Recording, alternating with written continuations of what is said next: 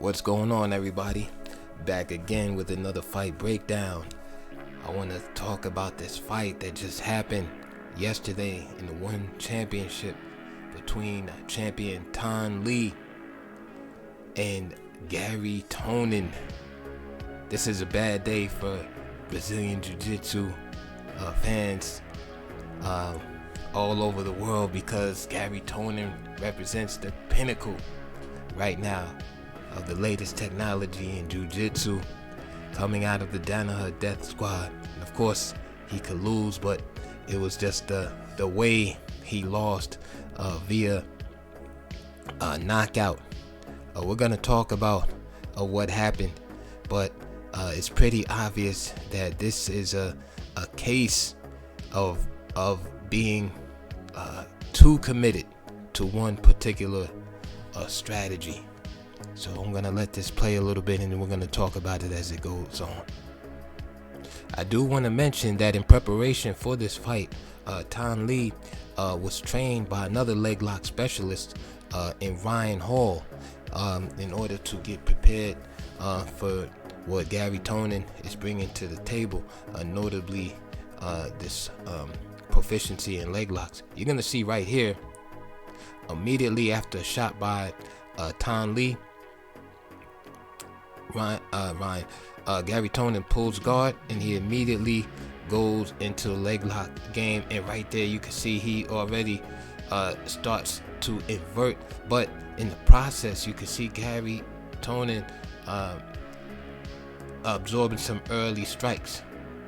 And now Garry Tonon has this single leg X, and again the strikes are distracting Garry Tonon, but he still is maintaining this hold on this leg and still trying to break Ton Lee down to the mat.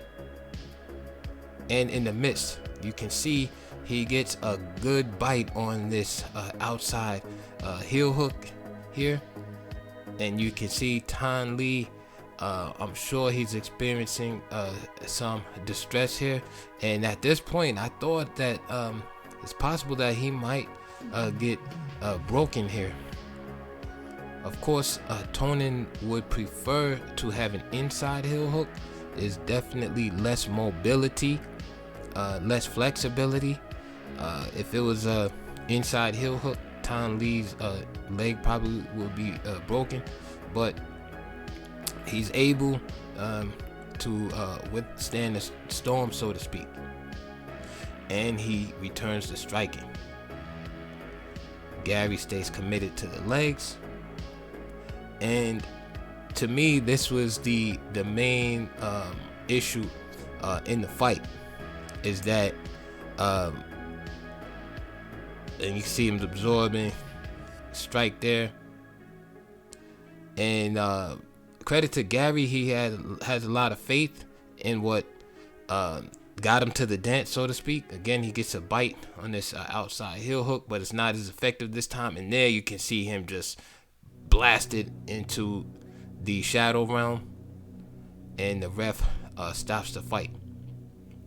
But it just all comes down to just being overly committed to one thing. The problem in that fight was that after Garry fell in love with that, or got that first initial taste of that outside heel hook, he didn't want to give it up, right, and try maybe to strike with them a little bit, and then perhaps go back to it, mix up the strategy. I get it. You don't want to go into his wheelhouse of striking, but sometimes you have to mix it up just a little bit to throw your opponent off. All right. So at the very beginning of the fight, Garry Tonon started out striking until he got that entry, and it seems like his strategy was basically to go in, get the heel hook, and win the title, and that's it. But unfortunately for him, Ton Lee had just enough training or preparation, if you will, to not get broken in that outside heel hook. And there, my friends, you see one of the reasons why leg locks aren't too prevalent in MMA, of course they work. I mean, it would be a big reach and very inaccurate to say, oh, leg locks don't work or something like that. That's ridiculous. However, in order to implement them, you are taking great risks because you are on your back. You are committing all four of your limbs to the attack on the leg, right? Your two legs are controlling your opponent's leg in the ashigarami, right? And your two arms are occupied in the actual breaking of the the breaking of the heel. So that leaves your face wide open to strikes. So if the breaking mechanics aren't perfect, if you can't get them to turn away or stop striking, all it takes is one shot, especially from a powerful guy like Ton Lee.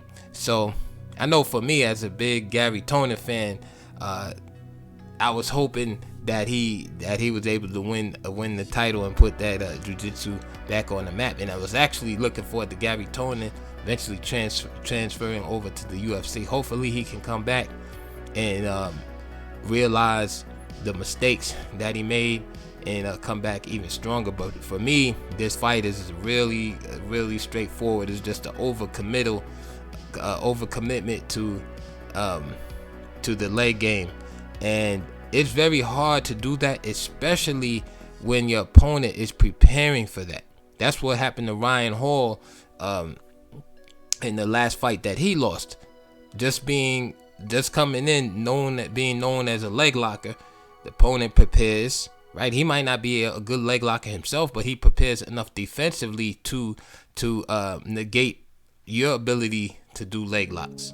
This also happened, going back in UFC history, this also happened in the Alan Belcher versus Husamar Palhares fight. Palhares was outside heel hooking a lot of guys, putting a lot of guys on injured reserve because he was holding the heel hooks too long. And Alan Belcher just simply trained the defense for the outside heel hook. He trained and drilled the defense for it, so that when he fought against Palhares, Palhares could not get it outside, could not get the outside heel hook. And guess what happened? He had no plan B, and he was summarily knocked out. Ryan Hall, in the last fight that he lost, same thing, not able to have a plan B, and he didn't get knocked out, but he just got beat up. And so you see here the same thing. No plan B. It was outside heel hook or bust, or heel hook or bust. And you can see in this case it was a bust. And so that reminds me of the early UFCs when you had one style fighters. Now you had boxer versus judo player, or you had kung fu expert versus wrestler, right? You had one-dimensional practitioners in the ring. And in the early days, you can get away with that, right? Whether it was Mark the Hammer Coleman coming in with wrestling and ground and pound, right? Just basic, primitive skill sets that would allow you to become champion. Royce Gracie coming in with pure jiu-jitsu, all right? Able to win against practitioners that weren't familiar with jiu-jitsu, at least the defensive aspects. Wrestlers, again, I mentioned Mark Coleman, but there was players like Kevin Randleman, Mark Kerr, right? Just pure wrestlers. And then as the game evolved, you saw strikers who had a little bit of wrestling, wrestlers with boxing, etc., and you saw people adding more and more aspects to the game, whether it was Muay Thai, whether it was a little Kung Fu, or even odd martial arts, right? Adding, people training with Steven Seagal, etc. The name of the game is to mix it up. That's why it's called MMA, or mixed martial arts. The days of coming in and being a specialist are over. Of course, you had those rare people like that. You have your Damian Myers of the world. Again, he's done, right? But he's really one of the last great specialists, right? In mixed martial arts, where he just basically had a jiu-jitsu, self-defense jiu-jitsu game, and that was basically it. And that brought him all the way to the top, to a title shot against Anderson Silva. But those days are over, where you just have a guy that's just a specialist in one aspect. And of course, Garry Tonon can strike, right? But I'm just saying, in this particular fight, there was too much reliance on the leg lock game, because you got to remember, there's so much concentration on leg locks, we forget that Garry Tonon can grapple. He's a grappler, so he doesn't have to just do leg locks. What about taking the guy down? Okay, say if you're worried about his striking, okay, take the guy down. There's other jiu-jitsu submissions. What about taking his back? Do you know that before Garry Tonon, the early days before he became known as a leg lock specialist, Garry Tonon was known as the lion killer because he was taking people's backs in jiu-jitsu. That was his thing, is get to the back and rear naked choke, rear naked strangle everybody. So we forget that there's other aspects in grappling. It's not just leg locks. John Danaher is quoted with that famous quote about why attack only 50% of the body that Dean Lister, from the Dean Lister conversation, which inspired him to start studying leg locks. So what I see is that the pendulum has shifted, where in this case you have Garry Tonon going for 50% of the body. In this case, just leg locks. What about the upper part of the body? Right? What about the full? What about attacking the back? What about this? What about the wrestling aspect? The single leg takedowns, the double leg, the sweep single, right? The John Smith low single. Where's the wrestling?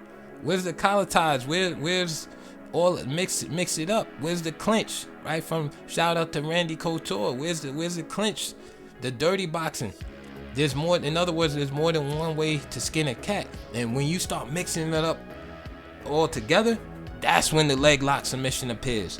That's when the arm bar appears. That's when the triangle appears. You look at Khabib. Shout out to Khabib Nurmagomedov. You look at his fights. He wasn't just. We knew he was going to grapple. He didn't just come in and just start wrestling. He would throw some jabs. Everybody knew he wasn't a big time boxer, but he put the facade up, right? He put up the front. Hey, I'm in the box. He'd throw two jabs and then going for the low single. That's what he did against Conor. Throw a jab, go low single across the mat. And then when Conor was extremely worried and fearful about the wrestling, guess what? That's when Conor got clipped by Khabib's right hand. All right, that is the art of war. Right? When they're thinking left, you go right. When they're thinking up, you go down.